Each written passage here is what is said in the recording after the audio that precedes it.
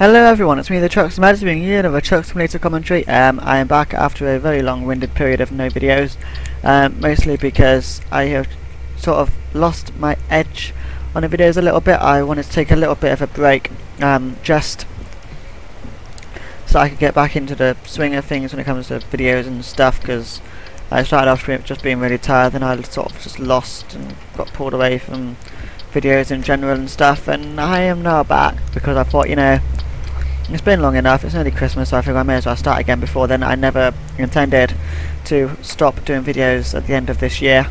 I tried doing a video last week, that went badly, and I couldn't upload it, and then the weekend I haven't stopped working and being very tired because I went out for the Christmas work do, which was very tiring. But I am back, and hopefully this video is fine to go up and get recorded. So there has been a lot going on the SES software side of things. The main thing is there's been tons of updates with ETS2, and on their blog SES software has shown updates of ATS, American Truck Simulator. They've posted photos. That's the most recent their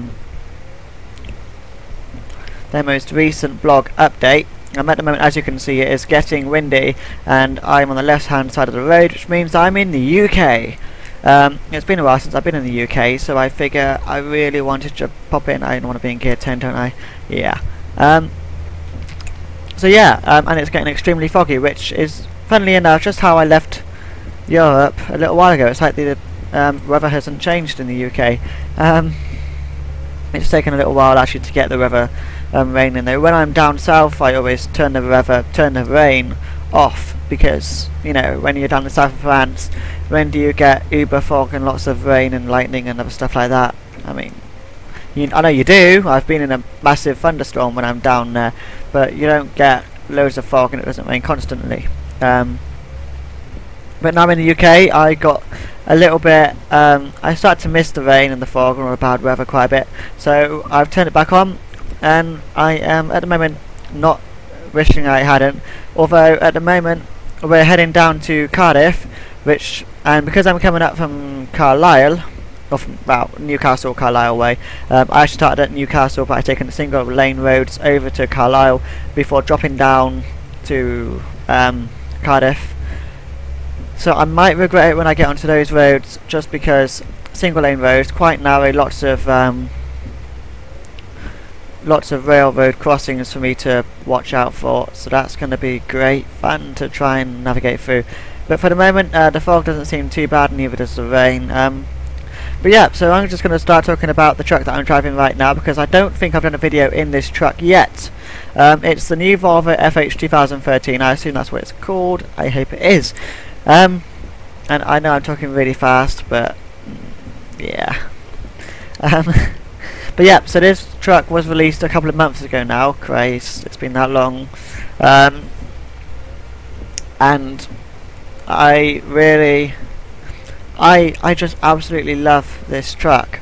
As you can see, I've driven, you probably can't see, I can't even see, I've driven 19,000 miles in this truck, and so far I haven't regretted a single mile of it. Like, the dash has everything you could ever want on it. Like, the dashboard is just great. On the left, as you can see, you've got the fuel bar, and whatever the one is at the top. Granted, I mean, the thing on the left is great for the time, the mile, and the fuel, which is brilliant, because often in some trucks that's not the easiest thing to read or know how much fuel. I love those bars. And you've got sort of the screen on the right, which obviously, as you can see, it's got my speed. It's also got, actually I can speed up, can't I? I tend to use this for the speed, just because it's a much easier gauge to look at. And then obviously you've got all the other important stuff, how much fuel you've got left, what your fuel consumption is, and everything else. Of course, you've also got how much fuel you've got left on the left, but obviously this is more of the numbers, the figures. So I've got 710 miles left, which I always like to look at when I go to fuel up, because it'll tell me that I'm really low on fuel and I've got about 200 miles left, and I think, well, hang on, 200 miles, man, I can complete this delivery, complete another short delivery in that amount of time. So you know, it's always good to have a look at that when it says you're getting low on fuel, just to really see how low you are. Now I want to change back to that. You'll see in the middle of the dash, you've got that little screen telling me what gear I'm in. It also tells me my cruise control speed, so CC and then the speed underneath.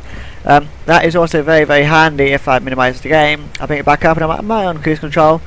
And then if it's got a number on it, then yes I am. If it hasn't, if it's got a 0, then I'm not in cruise control.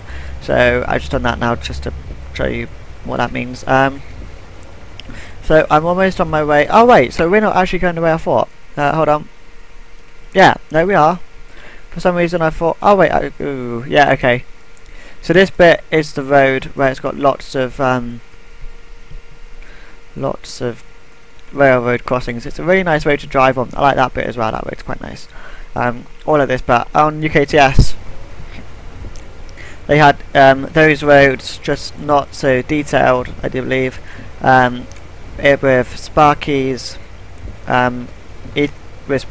improvement mod, so obviously it's kind of a nice addition to this game to have those roads, but I think I prefer these ones to Sparky's just because of the railroad crossings, and they are slightly different. Sparky's, as much as it was great in UKTS, is sort of a little bit sort of mediocre, if you want to call it mediocre, I think is actually the word. When it comes to, like, if those roads were in ETS2, then although we said they were great when those in UKTS, and ETS2 would be like, well, they're okay, you know, SES has done better now, which obviously is a great thing, because obviously, was it Sparky? Yeah, Sparky. Obviously, I think with the SES software, you pay for the game, so you pay for the quality, rather than Sparky's sort of doing it for free. So you not as much as he obviously put in as much effort as he could. SES software has a much bigger team and everything like that. So you know, I think overall those roads in there, Sparky's done a great job for UKTS, but ETS2 has managed to give SES software a much better, a much broader thingy, if you like. I can't think of the word I want to use, but yeah, I do prefer these roads to Sparky's. With ETS2, there's actually been another truck release, which came out last week or the week before, I can't remember. It was the new Scania, so the Scania Streamline is now also up for grabs. I've actually put my game into Steam.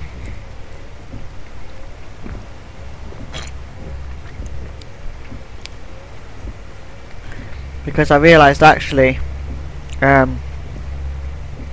realised that the game actually downloads the updates a lot faster if you're in Steam, because you're not downloading it from SES Software's servers, you're downloading it from Valve's servers, or the Steam servers, I guess is what you want to call them. So obviously that is just, like, to me the downloading speed is what, because I tried downloading the new update for the Scania just because it's an update, and updates, bug fixes, extra stuff, you know, they're all very important parts of the game. And it was taking quite a while to download, so I thought, hang on, I'm just gonna, you know, I'll just connect my game to Steam. There's no harm in it. I haven't really noticed any, it's not like there's any drawbacks to ETS2, I don't find.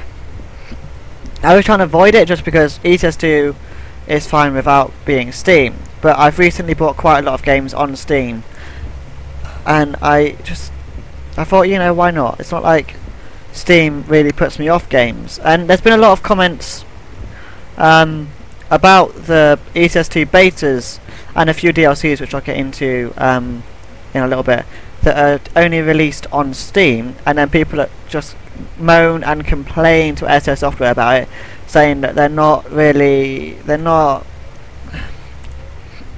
being fair, if you like, to all the people that don't want to put their game to Steam. But it gives you no drawbacks, it doesn't cost any extra, and you know, if you want the DLC, go ahead, connect your game to Steam and buy the DLC, or don't buy the DLC, whatever you want to do. If you don't want to connect your game to Steam, don't buy the DLC. It works like that. I mean, some people have issues with it, and I'm just thinking, well mate, if you're going to complain, it's not like, I don't know, it's not like Steam is a really bad thing for ETS2. I quite enjoy it, and I expect that ATS will come on Steam, and I will probably buy it via Steam, just because it makes things easier. It's a lot better when it comes to sort of storing your games, because obviously you could give it sort of like I think I might try and do a metaphor for works, I don't know. I think it's a metaphor anyway, it might not be.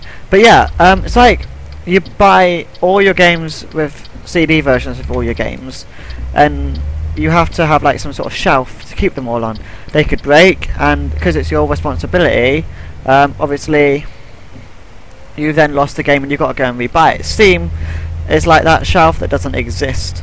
Like, I've got a nice shelf full of games in my Steam library, and if a disc breaks, then I can download it from Steam. It's no issue. If Steam corrupts, or if I lose a game that should be on there, then just show Steam your proof of purchase and be like, yeah, so my game was on here, now it's not, go and get me back for me please. And it'd be like, fine, sure, whatever. I hope. I haven't had that experience yet, but I'm sure that's how it will work, because obviously what goes on your Steam account isn't actually your fault. You can't remove any games that are in your purchases, because obviously why would you want to?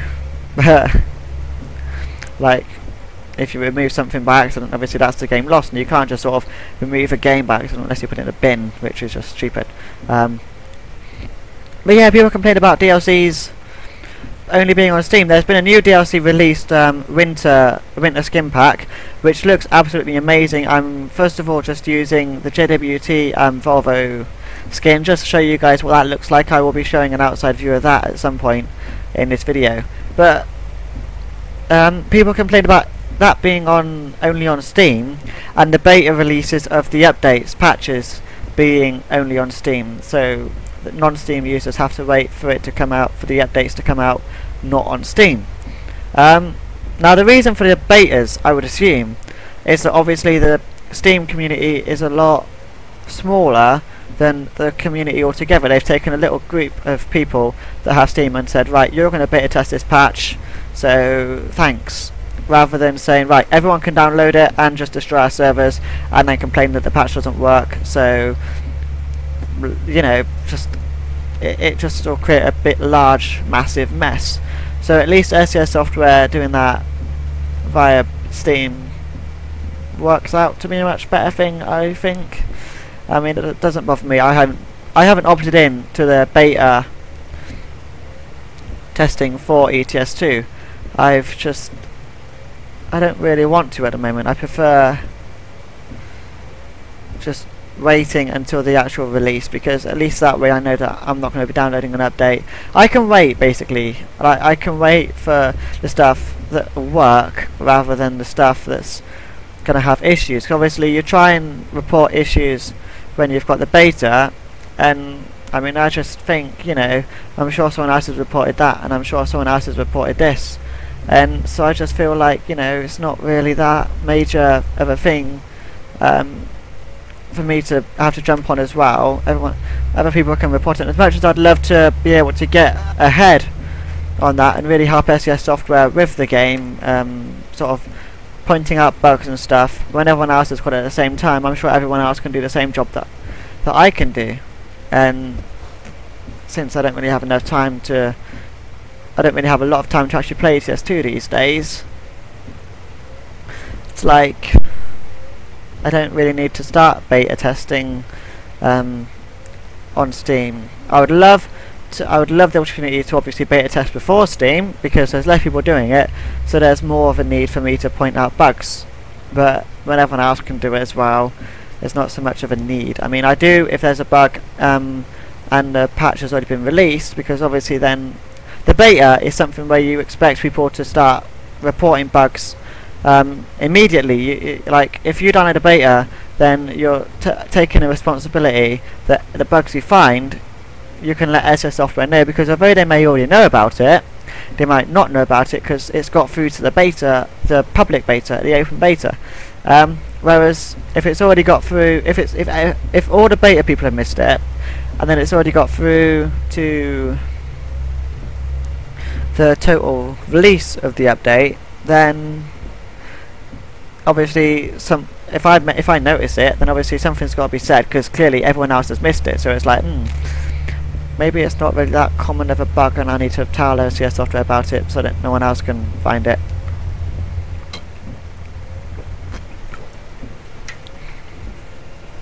But anyways, so we are just coming up to the first train crossing. Now, like I said, there are quite a few on this road. I'm hoping to finish this delivery. Oh God, to finish this delivery before. No, I'm hoping to finish the delivery in this video, and trust us to get. Are we getting stopped? Here we are, aren't we? Yes, but at least the thingies are going down, so it means I haven't got to overtake everyone to get through.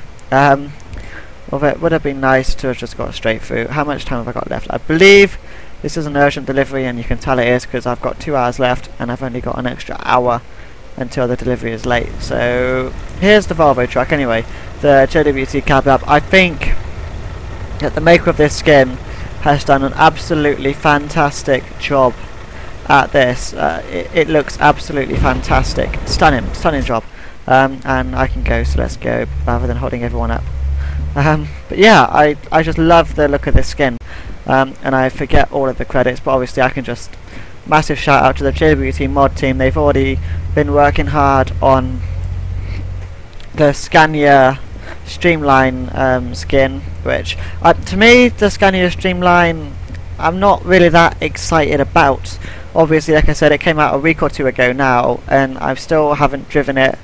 I'm not that excited for it. I spent so long driving a Scania that just the thought of driving another Scania, whether it's new or old, just sort of, I just think, I don't really need to, kind of thing. And I'm not sort of eager to jump into the seat. I might buy it soon enough. I've been driving this for quite a while now, although my MAN that I'd driven that for about I think my MAN was where I'd driven it for 100,000 miles before I got rid of it, and I think I might end up doing the same with this truck, just driving it really far. And that's just actually giving me an idea, because on Steam you've got Steam badges for the game, and I've been trying to work out how you actually obtain the badges for ETS2. I've got a few, but they appeared on my Steam account as soon as I'd done ETS2, so I was like, well, how do I actually obtain them? Because it's not like I knew already how to obtain them. I put my game onto Steam, and it just said, and it didn't tell me that I'd got these badges, but I looked on my badges to see other games, and I saw my ETS2 one, so I was like, oh, okay. But apparently there's like a few more which I can get hold of, but I just don't know how. So I think I just worked out that you have to drive a certain amount of miles, maybe in each truck, because each badge contains the picture of a different make of truck. So you've got Scania, MAN, Volvo.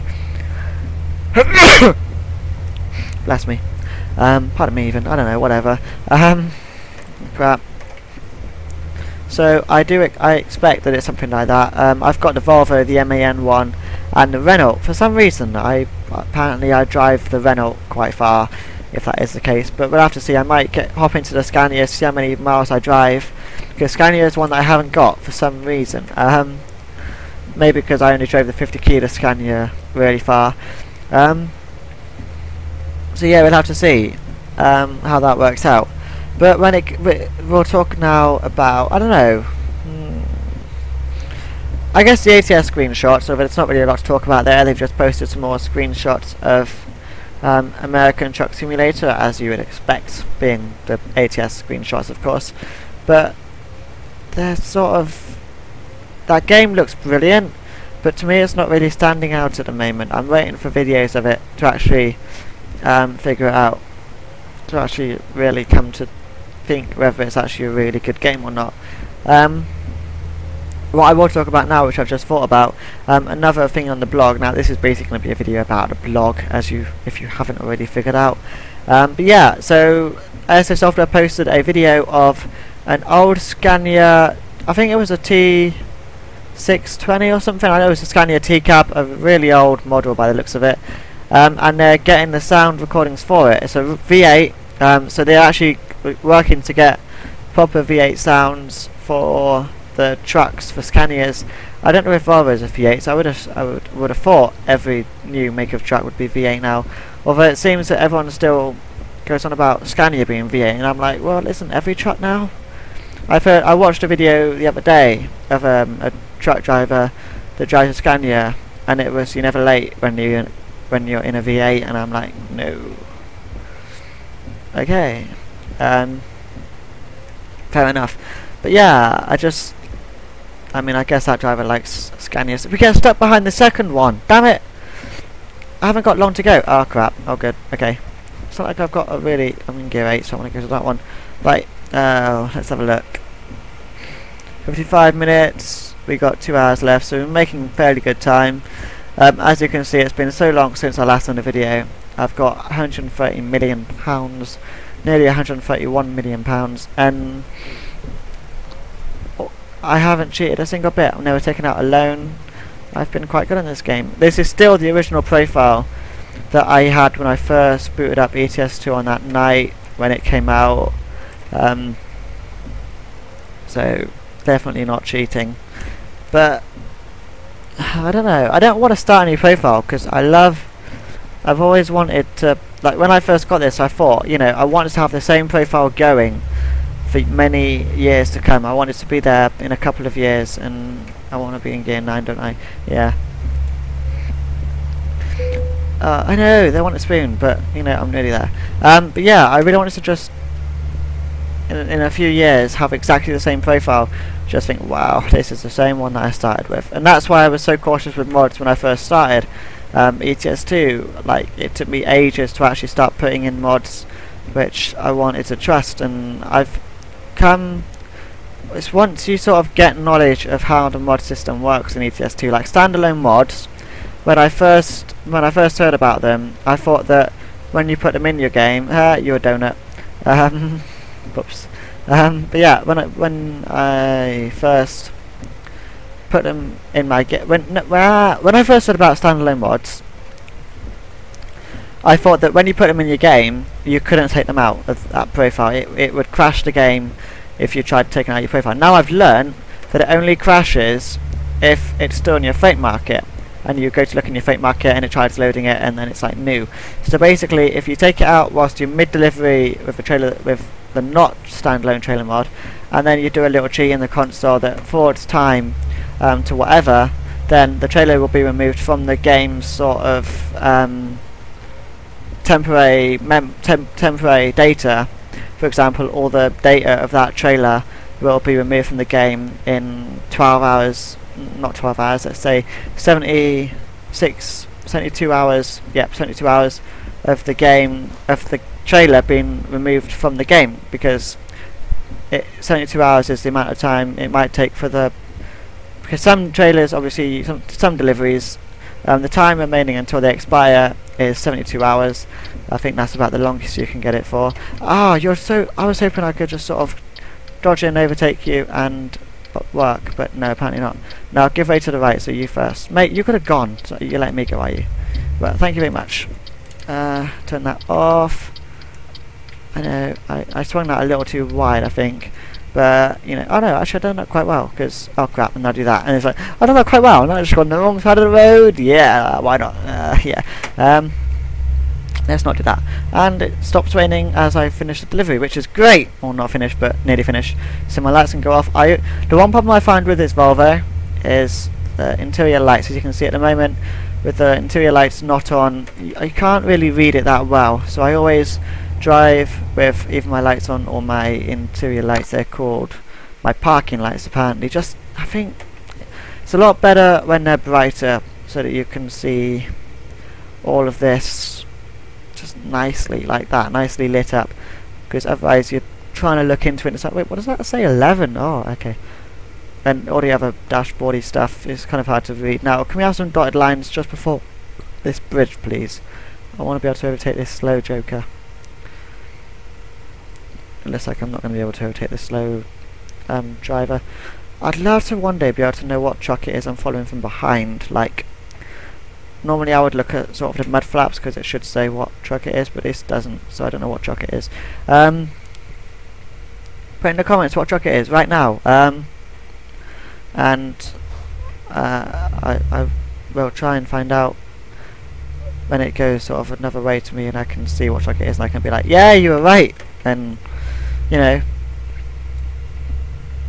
I might look through this video one day, and the next time the Steam sales are on, or he just do a discount somewhere, or the DLC is like, oh, I've got lots of money, so let's go and buy some of the DLC. I can look at this and be like, he got it right, let's buy him the DLC and stuff. So now let's overtake. I assume the thingy hasn't gone down, and hopefully I can have a look. I've got to try and focus. He's got a Volvo. Is that a Volvo? It's a Volvo! Okay, there we go, everyone. If you said Volvo before now, then I will let you. I will see what I can do. Obviously, I'm not going to go have a look. And he said Volvo. He said Volvo. He said Volvo. Right, you all getting the DLC? No, I won't be doing that. Even though the DLC is really, really cheap, I am really, really cheap as well. Really tight on. I'm really tight with money. Like, I won't always say yes to anyone who asks me for money. Although some days I will just throw it away like there's no tomorrow. I have some funny moods where I'm just like, I don't give it down. I'm going to throw the money away down there. There's a drain. I have money. Down the drain. Literally. But then other days I'm like, no, you're not having my money. I want to be able to throw it away when I need to. When I want to. Kind of thing. So let's just show you my skin again. Again, credits to the JWT mod team. I just think this is a really nice looking truck. So if I do that, you can just see it a lot closer. I think I just noticed. Oh no, it doesn't. Okay, cool. I want to go in gear 2 and then go. Please say I can get through the traffic lights. I don't think my beacon's on now either. So I believe that was the beacon thingy. Why did you stop indicating? Oh, you didn't just lag. Yeah, how many trucks we just had? I know. Oh wait, gooseneck cargo. Okay, I'll have to change that. Normally it says, oh yeah, okay, 10 vehicles up there. You'll see at the top it says 4676111. I would love for SCS software to really just go mad one day on the vehicle spawn thingy and just sort of say, right, you can spawn 110. It's like, lovely. Give you traffic jams and other stuff. Maybe it's possible with a new AI, which we have yet to see. SCS software said in one of their old blog posts that the AI mod, the AI update, should come out before the end of December, sort of mid-December, I believe it was due. But no, we haven't got it yet. It's a massive piece of work. Obviously, making the AI work is one of the most important things in the game, as well as obviously. No, what are you doing going backwards? I hate it when you do that. And obviously, if it's not working well, then everyone's going to complain, because the trouble is with it, the AI may be just messed up at the moment with how they work. I'm doing this really badly. How am I going to do this? Right, no, gear 2. Right, okay, so let's do that, and then that. Oh wait, you also notice how the camera's changed. I felt like a little change of view and see what it's like. Somebody asked for a little months and months ago, and I tried it a different way, and it didn't work. I didn't think it looked that good, to be honest. But this time it still isn't great reversing, but I'm sure we can cope as long as it gets in. I always like to try and get it in there. It's not going to work that well, but it's fine. We worked. Right, we're in. But yeah, I figured I'd try it up there. Anyways, whatever I was talking about, and I got interrupted, I will try again in the next video, which will soon hopefully become another regular thing. I don't want to stop, and I don't want to keep having major long breaks in between videos. I hope you enjoyed the video. Thanks for watching and sticking by, and I shall join you in my next video. Until then, take care, goodbye.